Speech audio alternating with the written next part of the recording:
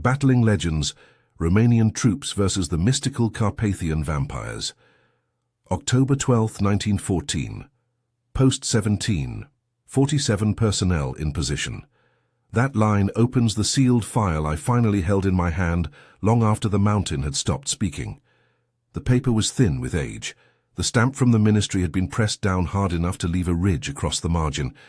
They called it a routine posting, a small escort to keep a narrow supply road open between the columns. The paper said nothing about the smells that would cling to a man afterwards, or the particular way light gathers on a pale face under a low moon. The paper gave numbers. The mountain kept the rest. I was 20 then. I have been older for most of my life. I learned to measure danger the way we learned to count rations, carefully and never more than necessary. The camp was a row of tarpaulins and pit fires tucked into a bowl of pines, high enough that the wind arrived like a living thing.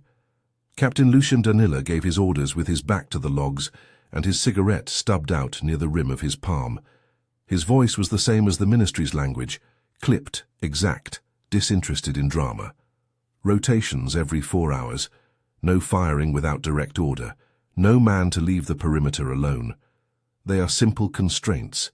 When you are small in the face of a mountain, you obey them, and you hope they are enough. Gheorghe Marin, who they called Bao because of the way he kept watch over the beasts, insisted on tying the horses to the trees in the lee of our line. He had the hands and the face of a shepherd, large knuckles, a mouth that made brief, decisive grunts. Corporal Teodoro Hrib kept the log. He carried a schoolteacher's habit for neatness, and his handwriting sloped like a ladder. Petru Dinu was our quarry worker, turned sentinel, heavy-shouldered and slow to anger. The rest of us were boys in the shape of men, Radu, Vasile, Floren. We learned all our tasks the way a kitchen learns its knives. After a while they feel like part of your skin. The first nights were what you expect of such places, bread that tasted of flour and smoke, the cold that sits in your bones even under wool, the small talk that screens fear like a hand. Men leaned into their fires and named the war with bluntness. We had not come here to make legends. We had come to keep a road open and bring carts through when they came. Subscribe for more true historical horror if you want to hear how the facts begin to fail polite description. At first, the mountain was only cold. Then it listened. We noticed it in the animals first. Horses are honest if you know how to read them. Bao's lead mare stamped like a man who cannot find his footing. She would refuse the path, head gone high, ears like the knives of a clock. A cart horse bolted without reason, flinging harness and shouting men into ruts.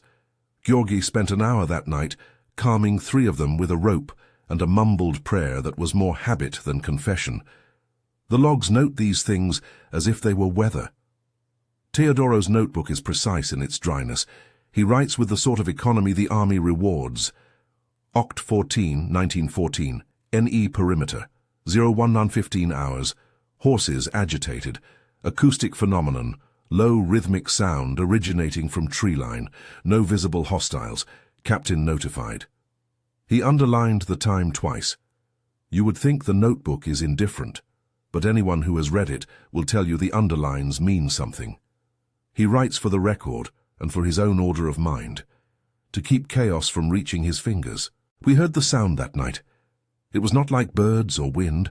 It was low and regular, like someone striking a rhythm on a large hollow bone, or like a man counting with his throat wrapped in wool.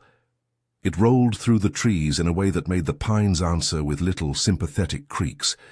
It stopped when the watches peered out and started again when they returned to their blankets.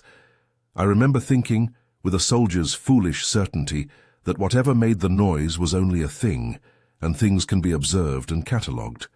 The first tracks we measured 3 days after arrival. We found them in an open patch of thawed earth where a goat herd had grazed in summer, a clearing the grey roots had left exposed around stunted rocks. Teodoro drew them later in the log, a small sketch beside neat numerals. Oct 16, 1914, 0700 hours. Bipedal imprints discovered near supply trail. Dimension, length 38 cm. Interstrive, stride, approximately 1.5 ms. Toes appear elongated, impressions deep relative to apparent weight. No matching footwear. A 38 cm print. Everyone who has ever stood in wet clay and held their breath could tell you what that means. Enormous. The impression was long, with a pointed rear and 3 forward strikes that could be read as toes or as a malformed claw. The stride suggested a gait not of a lingering hunter, but of someone stretched for long steps, like a sentry who takes ground in wide, deliberate measures. We measured with a boot and a length of cord. The men joked, poorly, about giants. It was a way to push the edge of fear away from your chest. But later, when the figure stands in memory, you will remember the curve of that print as the first clear refusal of our right to that ground. The goat meat happens to be important in a quiet way. On the morning of October 19th, a mountain goat was left by the pen, dead and dry, as if someone had pinched the life out through consumption rather than rupture. There was no blood on the snow, only the goat's hollowed form and a smell of iron smoke that refused explanation. Examined by daylight, it seemed weightless. The body sat as if suspended just shy of the soil. We had seen wolves take a winter kill and leave a mess. This was a careful subtraction. Oct 19, 1914, 0640 hours. Goat found deceased within pen line. No evident struggle. Carcass drained. No external hemorrhaging. Captain notified. Local population queried. We questioned the wagoner Ionesu and the woman at the edge of the village, Kali Baba Noir. Kali Baba is old enough to remember when the road ran a different course and young enough to carry habits of speech that make short work of modern categories. She laughed at our fright in the way elders sometimes do. She did not think us comedic. "Leave before the ground hardens," she said, as if sticking a pin into a map. "When ice takes root, they ride it like a road." Her language used the local names, Struggy, Strigoi. In the older records she had kept, the larger types were called Moroi. These were not terms of terror so much as taxonomy, a way of naming who keeps to which land. To her, they were as natural as wolves or fog. To the captain, they were a footnote. An old woman's warning is easy to dismiss until it accumulates with other facts. When she said they count, she might have been making a different point. She meant the landscape remembers. We had no idea how literal those words would prove. The next few entries in Teodoro's log are small, a watchful drip of observation. They show men doing what disciplined men do when they are asked to hold a place, reinforce the watches, double the sentries, ring fires 4 times around the perimeter at each ankle of darkness. We set the fires as circles at each compass point, a habit of soldiers and shepherds both, and trusted flame to be a line we could manage. Fire is a tidy thing. Silence can be charged. Then the fires went out. Once, twice, 3 times in a single bleak night. They were tended, the logs reflect. Men on duty reported wind gusts that were improbable for the sheltered bowl. Men reported the smell of ash without flame. Bao cursed and sat with his back to a cold pit for hours until the dawn burned clean and merciless. The harmonic vocalizations grew bolder. They were not the random keening of hungry beasts. They moved with coherence, like small bells struck at intervals that hinted at pattern. The men said it felt like counting. One of the younger sentries, Private Radu, came back from his watch holding his palms over his ears and repeating the words under his breath. They counted us. They counted us. He was not the sort to spin a tale. We began to take positions more seriously. The captain ordered shutters closed on the more exposed tents. He mapped walking paths and doubled rotations. He explained everything in line-by-line commands that left little room for the human weather. He filed requests for reassignment through the proper channels and received the expected rejections. Bureaucracy does not accept terror as a valid state. OCT 24, 1914, 2100 hours. Captain Danila submit request for relief of Post 17 due to tactical insufficiency for current mission. Request denied by higher command. Measures enforced, increased sentry frequency, consolidation of supply. The denial was given without commentary. Reports travel slow up the chain, and they travel more slowly when the people at the next desk are permitted to believe that the mountains do not answer back. We felt, in the quiet that followed the denial, like a man knocked back by a polite hand. The captain's face did not change. He smoked with less abandon and walked the circumference himself at odd hours. A measure of his character is that he never admitted fear aloud. His log is a model of procedural restraint, filled with items and timestamps and a calm that sits like a coat over whatever else might be undermining him. A corporal's notebook preserves moments you might otherwise forget. Teodoro has an entry from October 29th that reads as if it were a photograph. Oct. 29, 1914, 2330 hours. Observed pale figures at tree line, 3 tall bipedal silhouettes, movement coordinated, paths circular around camp, vocalization harmonic, low, no approach within 60 meters, sentries reported, feeling counted. The word counted is underlined in his hand. When Teodoro wrote it, he might as well have set a flint to the record. A phrase like that will not leave you alone. We began to notice things of small scale that add up to a different architecture of danger. A sentry would climb down from his post with a trembling voice to say his throat felt raw, as if a cold finger had brushed it. We found 2 small puncture marks on Private Florin Badescu's neck one morning. They were shallow, neat circles like the pinpricks from a tailor's needle. He had been unconscious for 3 hours and had no memory of falling. The doctor, the one assigned to the company, saw the marks and said nothing that converted them into reasoned cause. He noted infection possibilities and gave a tincture. The log records the event in a line. 2 punctures to submandibular region. Temporary incapacitation, recovered by 15-30 hours. It is possible always to align such things with mundane causes. A rash of fatigue and minor infection in close quarters can produce points in a list that, for a time, look like a cluster of concern. But the lack of blood, the emptiness of the goat, and the eerie precision of the punctures did not reconcile well under the same light. Men began to sleep with their shirts on, collars turned up, imagining, for the first time since enlistment, a reason to fear not only the enemy, but the emptiness in the trees. We set additional alarms that were not sanctioned by our orders. Strings of tin cans along ropes, a crude arrangement of bells. They made a sound like a child's toy when struck, not the honest cry of men defending a wall. Still, the bells created a new texture to the night. The harmonic sound seemed to answer them and then stop. That small act of making noise became a kind of conversation in which we were not sure we had the words. Sometimes I would wake and find the bells unstruck, and the ropes slackened in a way that made sensible people say nothing at all. The villagers told their stories with a competence born of repetition.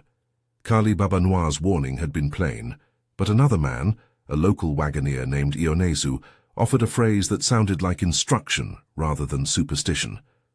"They do not like the road to change," he said. "They have lived along the bones of the pass longer than men. They mark. We pass them by if we can." He described tracks and nights that folded into other nights, older men who had been gifted with a sight for the things that would not show themselves to us.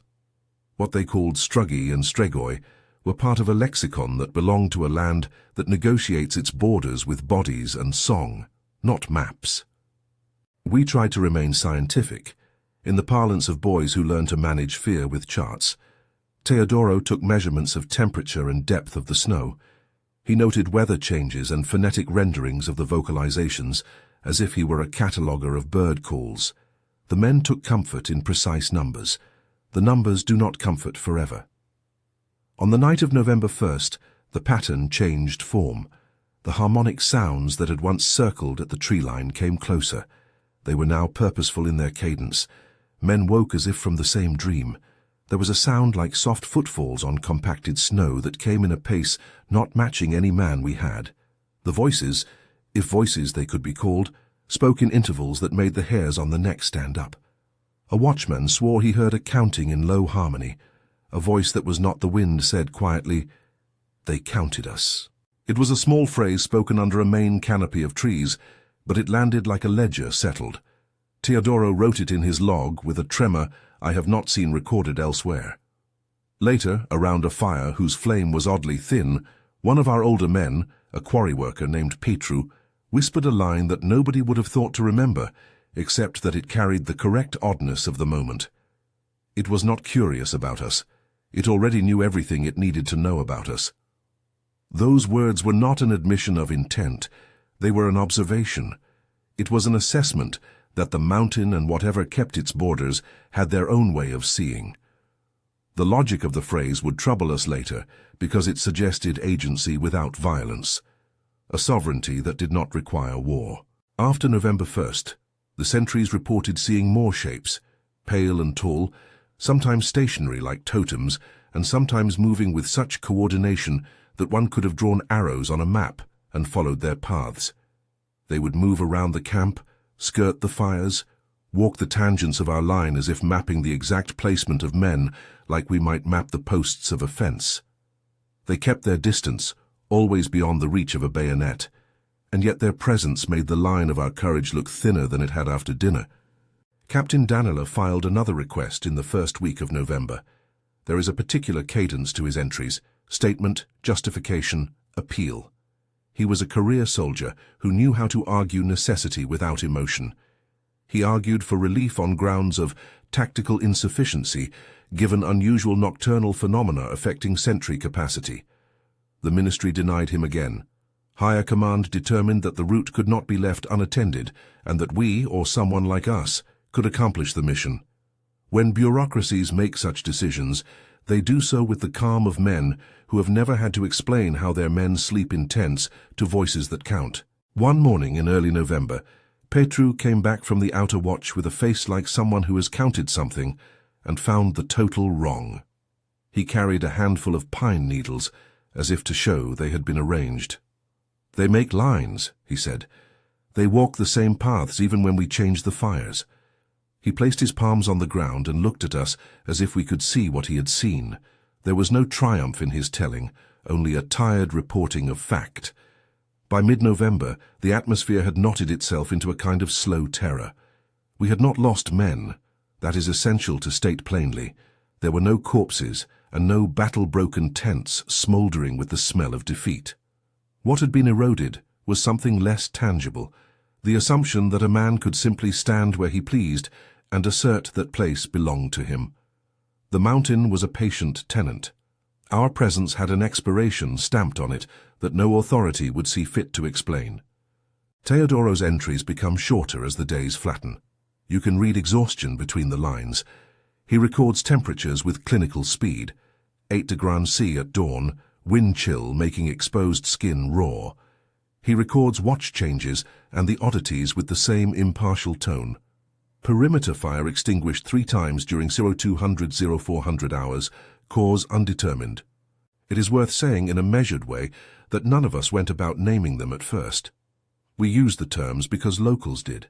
We used the word vampires only in the later retellings, when it is useful shorthand in the mouths of those who never stood under a tree that counted them. In the log the words are struggy, stregoi, moroi. To my own shame, I preferred the clinical language of measurement. Measurement is what I leaned on when my hands shook, yet even the log bends toward language it cannot contain. Once in the margin beside a neat column of numbers, Teodoro scribbled the phrase we would repeat in different voices over the years. It seems to be a territorial series of phenomena. Local nomenclature, stregoi, moroi. There were small practical acts we undertook in response to these observations.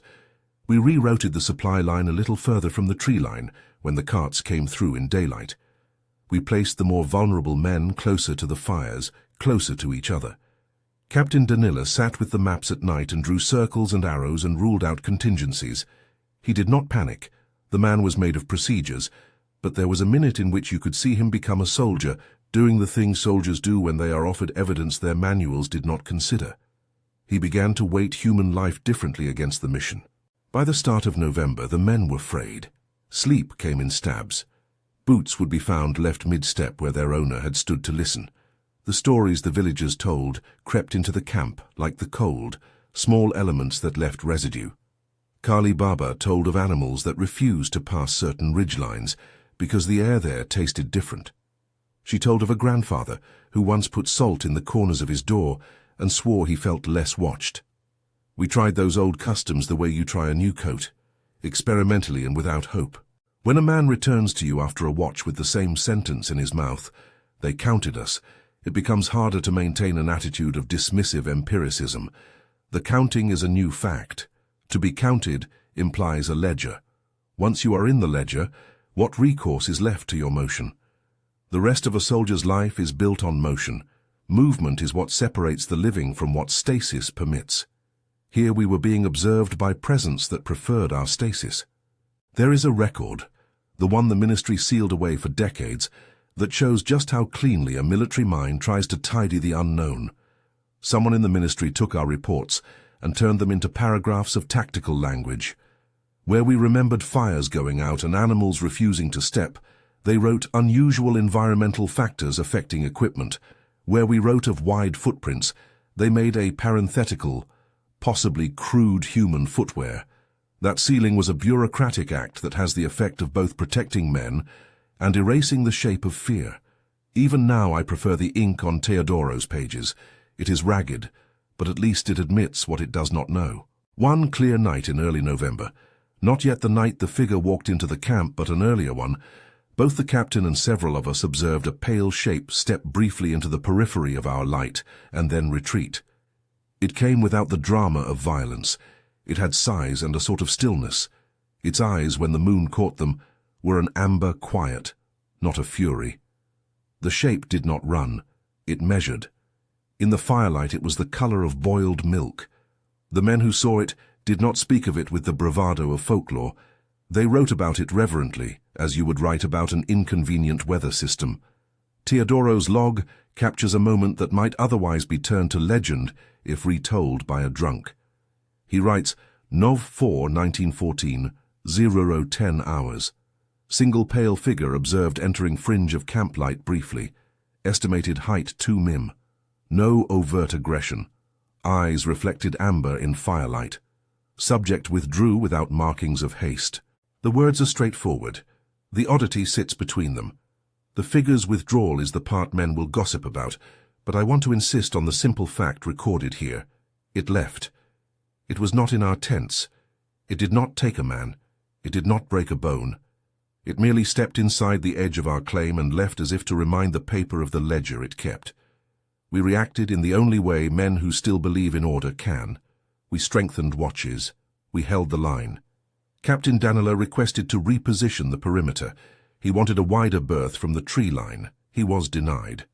The ministry's answer arrived in typed politeness. Their sense of priority did not accommodate the sort of knowledge that calls itself old and territorial. One night after such a sighting, around a fire whose embers refused to burn bright, I heard Petru tell a short, simple tale from far back. "We do not own the pass," he said. "We only pass through it. If you make your habit there, it will test you." He said it not with resignation, but with a kind of cautious respect that sits in the throat and makes a man feel small and faithful at once. There is a kind of teaching in those words that no academy can supply. And yet still, we persisted. There is stubbornness in the young and in the trained. We believed that somehow the line between the mythic and the military could be held with enough procedure and attention. We tied more ropes, we hung more bells, we reorganized watches, and we continued to measure prints in the thawed mud when the frost allowed. The prints was stubbornly real. A 38 centimeters length is not a metaphor. As the first part of the month closed, other small acts mounted into an architecture of threats. Sentries found their fires dampened at dawn, as if someone had breathed on them with a large, cold mouth. Horses would not feed by certain stumps, where a shadow seemed to pool. Men awoke from short sleeps to find the buttons on their shirts rearranged, the stitching turned slightly askew. These are not the grotesqueries of a monster tale dreamed into being. They are the petty, domestic annoyances of a world inserting itself into the rhythms of human routine. They are the sorts of things that, over time, unmake a man's willingness to believe that he can stay where he is. We had not yet come to a night when a figure would walk the center of our camp. That chapter was not theirs to begin, but we were moving toward it like a man stepping down a corridor toward a door he has been told not to open. Each small, coordinated action, the counting, the harmonic voices, the way shapes kept to arcs around our fires, tightened the perimeter of our comfort. The mountain had manners. Its manners were not ours. Before the final events that would force the captain to draw up plans for a withdrawal, we held to a mixture of military habit and folk remedies each trying to compensate for the other's insufficiency. Each is a kind of language. The captain's commands and the old woman's utterances both insisted on a way to live with the mountain's decision. On the morning we found the largest track, the whole camp fell into a studied silence. It was not a silence of fear only. It was a silence as if the mountain itself had asked us to look and not to speak. Teodoro laid cord and rule and then wrote its proportions. The footprint besieged the idea of a human measure, but it resisted the temptation to be reduced to fantasy. After we mapped it, after the men marked its depth and its reach, we walked paths together that day that were small and deliberate. The men walked as if someone might be counting our steps by number and position. We kept to each other's light like ships in a narrow channel, and every shadow seemed to be keeping time. It is here that my memory begins to shorten into sharper images. The bend of a pine, a haloed eye in the dark, a notebook with pencil marks softened by hand sweat. The records that remain are nervous, full of brief details and blank margins. The mountain continued to mark its territory in the slow, patient language it had always used. We were not yet at the night when everything would change, but we were, by then, catalogued in a ledger we did not make, and we had begun to notice ourselves in the same way you notice a mark on your shirt, and then realize it is larger than a spot. It is a label.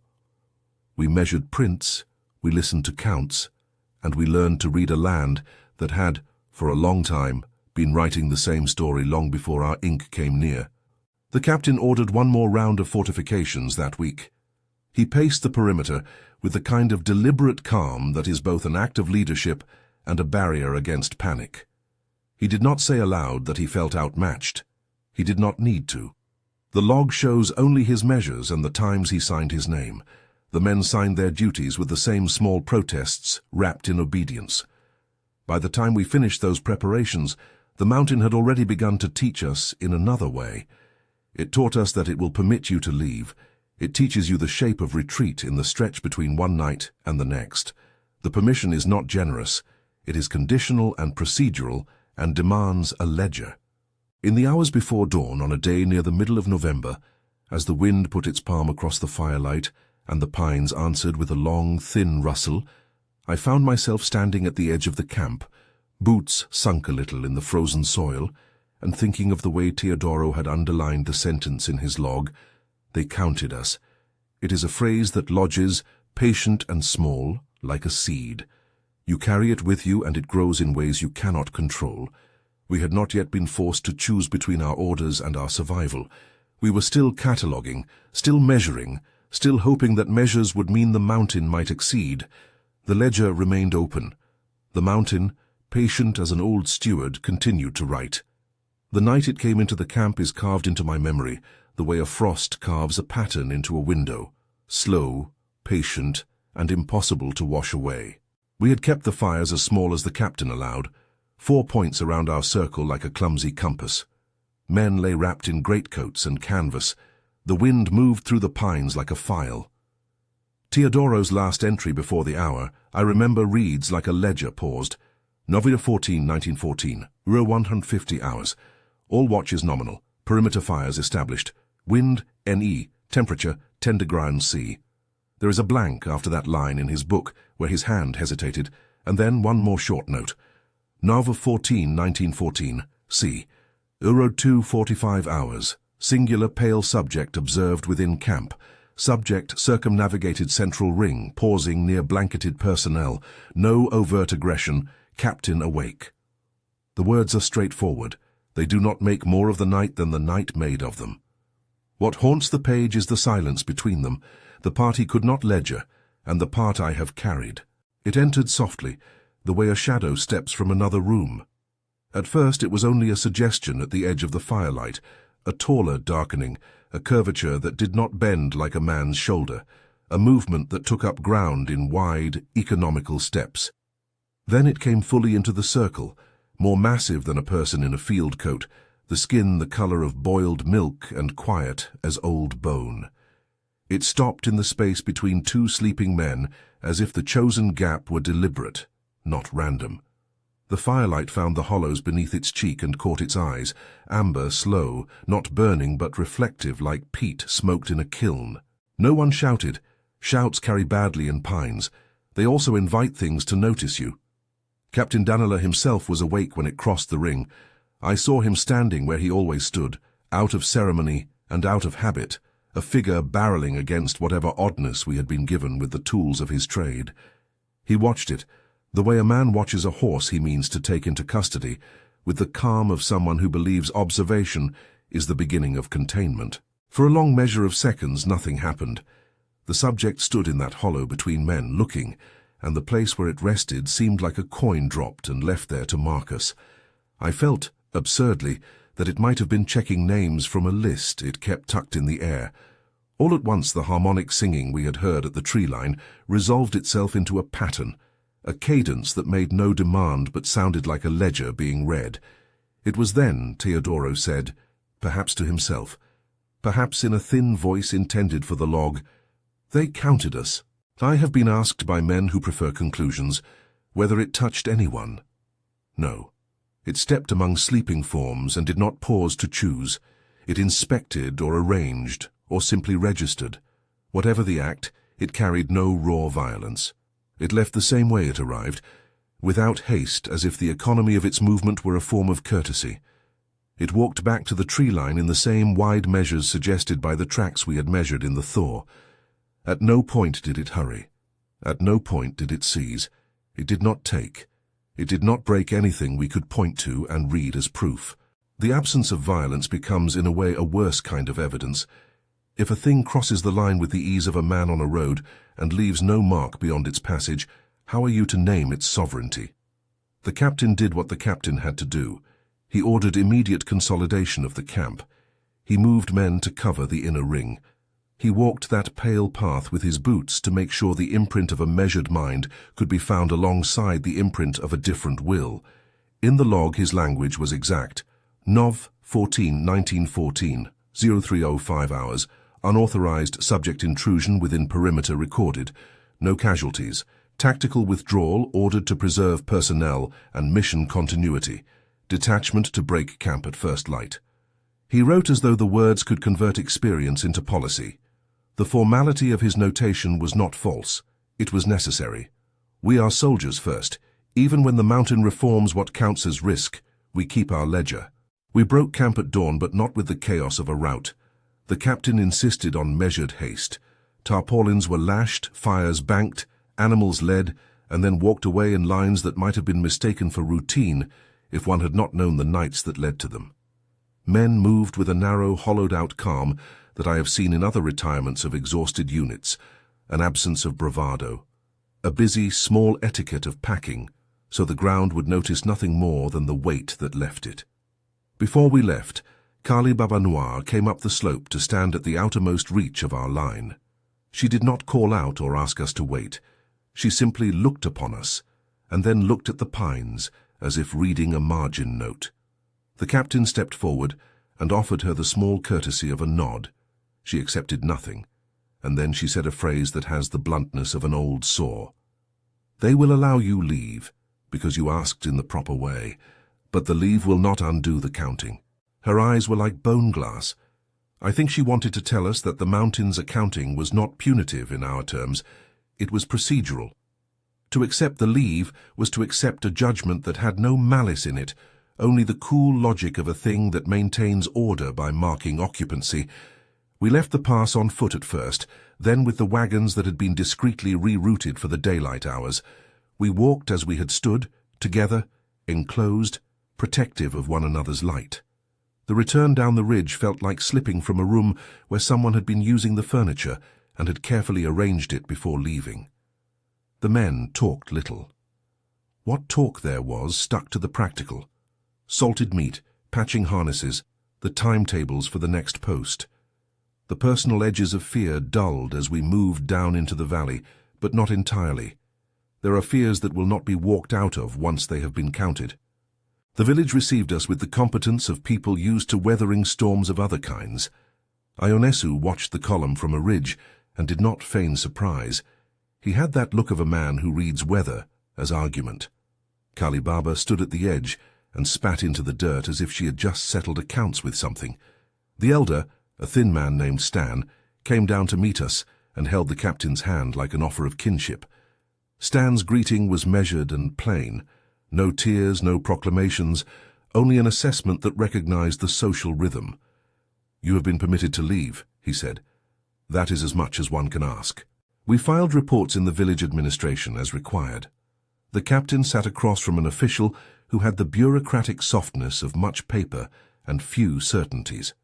He delivered his account in the language he had always used, precise, catalogued, and reluctant to expand into speculation. The official made notes and then asked for temperate phrasing that might not alarm the wider roots. It was the old dance between raw experience and the state's appetite for useful information. The result was the sealed file I would hold years later, tidy paragraphs that masked the way Knights had rewritten our sense of place. What followed was the smaller history of administrative coping. The ministry took our drawings and notes and placed them amid other things that mattered more on the ledger of war. Our route was rerouted by engineers who read topography like geometry and who did not ask whether a lane of trees had habits. A supply corridor, once platted through the pass's hairline, was moved a few ridges to the east and given a grade that made longer journeys but fewer nights under those pines. The ministry called it Operational Realignment for Continuity of Supply and stamped it in official ink. In truth, the mountain had demanded the realignment in a way that diplomatic sentence could not capture. No one in our detachment was formally punished for leaving. We had not disobeyed. Captain Danila's decision to withdraw was framed as a matter of tactical necessity. Higher command curtailed their earlier denials and allowed the withdrawal without fanfare. Protocol found room for expedience when the cost of insisting upon station outweighed the cost of movement. The sealed folder that would be locked away for decades phrases the whole matter as shortage of operational viability rather than the more awkward reality we had lived. An animated boundary that had registered our occupancy and, in its own terms, recorded it. After the pass, we were scattered into other assignments. Some went home on leave and then returned to other fronts. Some we never saw again in the post-war years. Teodoro's handwriting grew steadier when he had distance from those nights. He filled pages with lessons for other posts and precise diagrams of footfall. The captain continued his career, always with the same measured face and a pocket where a cigarette could be hidden when he did not wish to be seen smoking. Georgi returned to shepherding later on. He had a way of speaking rarely about the nights, as if the fewer words he offered, the less likely his memory would call for tally. The ministry sealed our file for reasons both practical and polite. A report that records a phenomenon that admits no easy definition is poor material for morale officers and worse material for generals who prefer maps to metaphors. The stamping and folding of paper into a box protected us from gossip and the state from a wider disturbance of faith in mastery. But sealed documents do not erase memory. They shelter it like a chest in an attic, where dust itself learns to be a quiet witness. Decades later, when I went to the archive to ask for that file, the clerk searched for the tag and then, after a pause, produced it. He did so with the singular gravity that comes of handling things that smell of someone else's life. The ministry's stamp had left the ridge in the paper's margin. Teodoro's pencil drawings were faint but legible, the print's curve, the length of stride, the angles. His margins contained the phrase that had become a last proof against tidy translation: local nomenclature, stragoi, moroi. After the pass, the word vampire began to circulate in parlors and taverns, and later in editors' hands, as a headline easy to sell. To be called a vampire is to fold a set of older, region-specific concepts into a familiar European taxonomy. The villagers called them by their names, stragi, strigoi, moroi, which are not curses so much as parts of a catalogue that also includes wolves and avalanches. The popularization of vampire is useful shorthand for those who have not stood in the counted circle, yet it presses into service images that were not ours. It gives teeth where we had impressions. It lends a hunger where we had method. I do not correct that shorthand when I speak to audiences later in life. It is easier for some to reach the truth with a familiar word. Yet I add this caution. What we saw was not the romantic predation of novels. It was a mannered registration of presence, a marking of occupancy that did not need to spill blood to be absolute. History keeps records of persistence, The archives hold marginal entries from older times that mention similar showings in the pass, notes in the margins of tax ledgers about cattle that would not cross certain ridgelines in a particular year, or grain stores that sat untouched. A 17th century ledger mentions the great ones of the ridge in a note about travellers who would not camp at a particular fold. The word moroi appears in those older lines as if the land has long had a term for the large types that keep to its bones. Folklore and ledger sit in a slow, uneasy dialogue, the former offering stories of habit, the latter offering the state's attempt at containment through language. People ask why we did not fight, and the question presumes a logic that belongs to a different theatre. We were armed, but against what? Men with rifles are instruments for a certain kind of contest, a contest of approaches that presupposes an opponent who will stand and be measured in the same human terms. What stands before a man who marks occupancy without aggression? Our arms would have been blunt instruments against a ledger. We made other decisions. We did not invite further numbers to be added to the account. In the years after the pass, my own life continued. I married an ordinary woman who hated the cold as much as I did, and loved me in a way that made my evenings warm. I taught a little. I worked odd jobs. The war ended, and young men came home to raise barns and to forget the specifics of what they had seen. Some forgot more completely than others. The ledger of memory is an irregular thing. Some pages are smoothed away by time, others crumple and retain ink forever. The thing that has stayed with me is not the shape of the creature, but the choreography of that night. The way the camp was observed and catalogued by other intelligence, the way the mountain enforced its boundaries with the thin politeness of a thing that has rules older than ours. To call them vampires is to bring them into a modern closet where we can hang a label and close the door. To call them moroi or strigoi is to honor their claim to being names in a language that understands territory as an ongoing ledger. Sometimes when I lie awake in the cold of memory, I recall the rhythm of that counting, the low harmonic voice that did not call for anything but seemed to place check marks along our lives. They counted us, Teodoro wrote. It remains the sentence I have returned to most often because it explains nothing and everything at once. To be counted, in that old sense, is to have been registered by an order not reducible to battle plans or ministry directives. It is to be noted by the land itself. The pass is still there. The pines still stand. Old men in the valley still tell the same stories with the same economy of detail, a footnote about dogs that will not enter a ridge at certain times, an account of echoing voices that sound like counting, an old warning given by a grandmother that the snow hardens and with it certain habits awaken. I have read their stories in files and heard them over kitchen tables. The continuity intimates that whatever passed for a vampire in the popular imagination is better understood in local terms as a kind of territorial enforcement. The mountain keeps records in the long language of winters, and people adapt. I am the last of the group that stood post-17. Men have died in good years and bad, and memory, being a human thing, thins with time. Sometimes I imagine the younger historians tugging at these threads and wanting resolution. I have offered them only the ledger and the witness. I show them Teodoro's sketches and the captain's forms and the sealed file with its ministry stamp.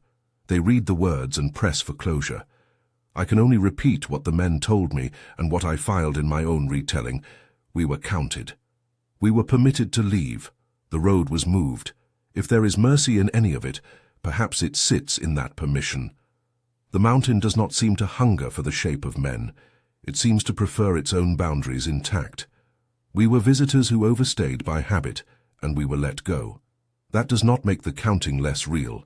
It makes it a kind of verdict in which the sentence was not death, but dislocation. To call this a victory over legend would be wrong. The mountain keeps more of what it had than any of our forms of governance could reclaim. In the ledger of nature, the pass writes its own lines. Folklore remains an active set of instructions, and in those instructions there is a warning that still convinces local wagoners to choose longer roads when frost pins the ground. Avoid places that keep count. If you seek a single lesson from what happened at Argus Pass, it is this. Not all dominion is taken with force. Some is preserved simply by the act of being observed and recorded by older things. Military discipline has its tools, and bureaucracy has its procedures, but there are other orders that do not care for either. We learned to defer when we had to. We learned to leave when we were given leave. We measured what we could and admitted the rest. My hand is slower now. The ink in Teodoro's book has faded in places, and the ministry's stamp has cracked. Yet the impression of that 38-centimeter print survives in my memory with uncanny clarity. The length, the curve, the places where the earth betrayed a weight that was not ours. When I close my eyes, I can still feel the counting as a low vibration under the ribs. Not an accusation, but the hum of a ledger being checked. There are more files than ours, older notes in the archives of the valley, and if curiosity takes you, they are worth reading.